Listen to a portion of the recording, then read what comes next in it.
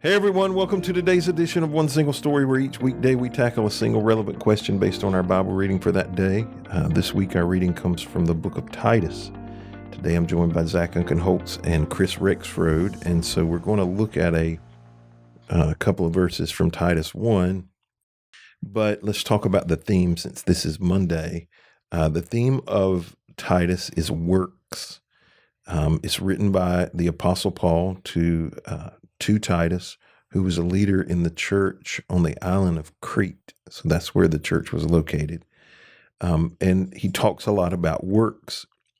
He's instructing Titus in things like church leadership. He's emphasizing the importance of good works and in the lives of believers. He encourages Titus to appoint elders who are above reproach and who demonstrate a pattern of good works, urging him to instruct the church members to live in a way that is consistent and shows forth sound doctrine. So verses 5 through 9 say this.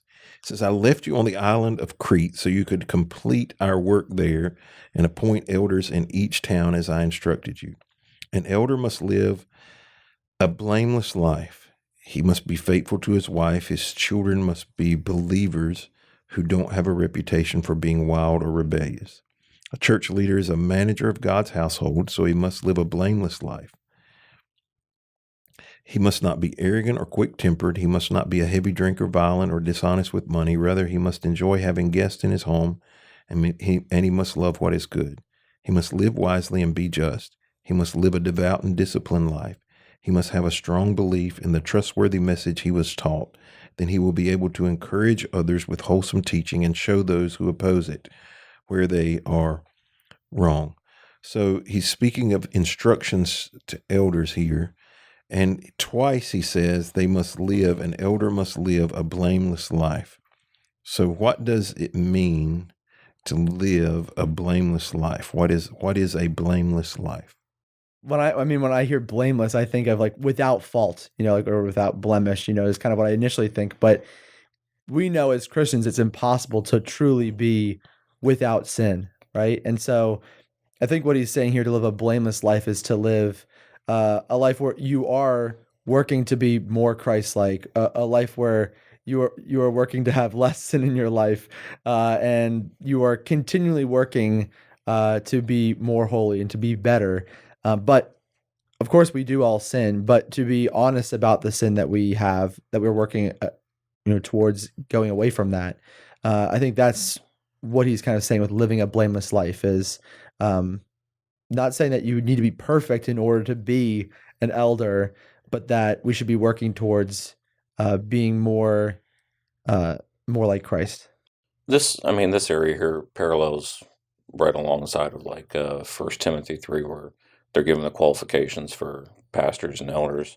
And like Zach said, it's not about being perfect, because none of us are perfect, but it has a whole lot to do with having a good reputation in the community, somebody that's a stand-up person that you could trust, somebody that you can learn from. Obviously, it was talking about here that that person would be expected to correct people, which means they'd have to be educated and then also not living hypocritically to that as well.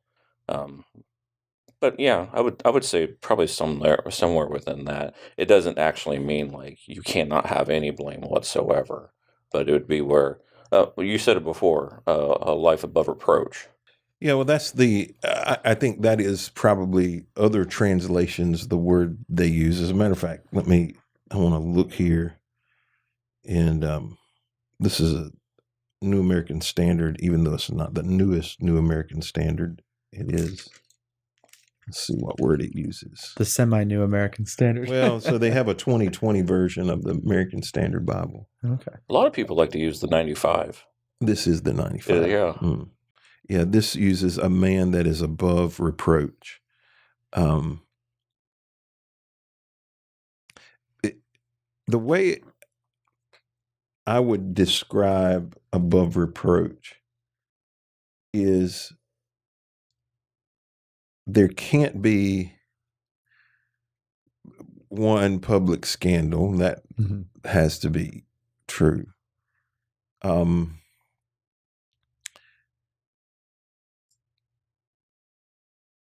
I would even say legitimate accusations would also be true. And what I mean by that is both of you talked about the fact that we can't be perfect, but repeated behavior is not imperfection. That is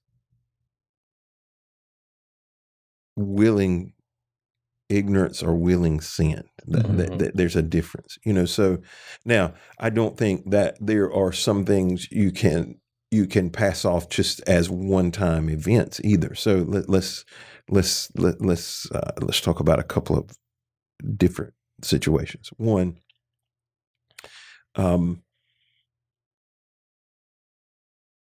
a single instance of adultery or a 10-year affair have the same consequences in this situation. They disqualify you, at least for a period of time. So it could be a one-time instance or an ongoing problem. They both disqualify you. Whereas a stupid financial decision may not disqualify you, but continued stupid financial decisions would disqualify you. So, for example, we support as a church an organization called ARC, the Association of Related Churches, which is a church planning organization. And so if you want to plan a church with their organization, there's a lot of processes that you go through, but they will not allow you to go plan a church if you have any type of consumer debt. Car, credit card, student loans, nothing. Like you can have a mortgage, but that's it. If you have any other kind of debt, it disqualifies you from their point of view from being a church planner, mainly because they know the sacrifices that it's going to take to do the job. And if you enter into it already burdened down, it will.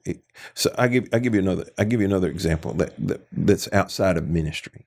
So my son is in the Navy, but when he went in the first time, so he's in his second stint in the Navy, but he went in to be a Navy SEAL with a special ops contract.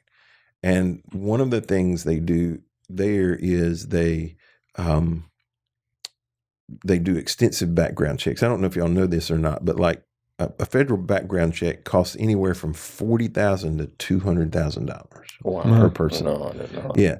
And they send people by your house. Like there's a Harvey Point is a CIA base not far from here. And we have people who, go to work there, and often they'll put me down as a reference. And most of the time I'll get 2 visits from a federal agent in person. And then 2 questionnaires that I have to fill out. But to get a clearance, like a special clearance with a security clearance with to be a Navy SEAL, one of the things they're looking for is debt. If you're in debt, you probably can't get the security clearance. And the reason is, if you're strained by debt, you're more likely to take a bribe. Mm-hmm. You're more likely to take a payoff from a federal government. And so, one of that is a blameless life is not putting yourself in a situation where you would consider cutting corners. Mm-hmm. We all have church credit cards. I can point to instances of people, not on staff, but I've seen it happen numerous times where they were in a personal financial bind, and they used the credit card for personal expenses, and then it creates lots of problems, mm-hmm. And so the blameless piece, finances is just an easy one because it's not a sin. So this isn't an issue of sin or not sin. I don't think if somebody buys a car they can't afford, or a house they can't afford, or clothes they can't afford. It's not a heaven or hell issue. It's not a sin. I don't think it's a sin issue, but blamelessness has more to do, is broader than just sin. It's broader than, you know, did they do right or wrong? You want them to be wise, not unwise. So, I think that has some bearing on it. And so I think the word blameless is a broad term. I think he speaks to some of the sin issues here, that, things like dishonesty, violent, heavy drinking, those kind of things. But he is concerned about their reputation. And one of the things that he talks about is these children have to be believers. They can't be, they can't have a reputation for being wild or rebellious. And I've heard people say that this only applies to children living at home or minor children. But let's be honest, the wild, rebellious part usually doesn't come in until they become adults. Or at least middle to upper teenagers. Yeah. And it'll roll 16, right 17, into that. that's right, yeah. And in context, they lived in what amounted to family compounds. And so they were all in one house. You could have multiple generations in one house. And interestingly enough, here in the United States, we're seeing a move back to that, not because people want to live with their parents, but they can't afford to live on their own. And I was reading just a statistic this past week. I'm trying to think of the number. I don't want to say a statistic that's not true, but it was a high number of millennials and Gen Zs. The overwhelming majority of Gen Zs at this point still live at home. But the millennials who have moved back home with their children now they have 3 generations in a house, which is more Bible times, or in other parts of the world, you still see this in lots of other parts of the world, but whereas you don't see it here. Blameless is not the same thing as sinless. It's not even the same. I don't even think blameless is the same thing as sin. I think blameless is more wise or unwise. I think if you live a wise life, you're going to live mostly a sinless life, but you're going to avoid a bunch of other things in your life as well that I think are important. And I think that's what he means by blameless.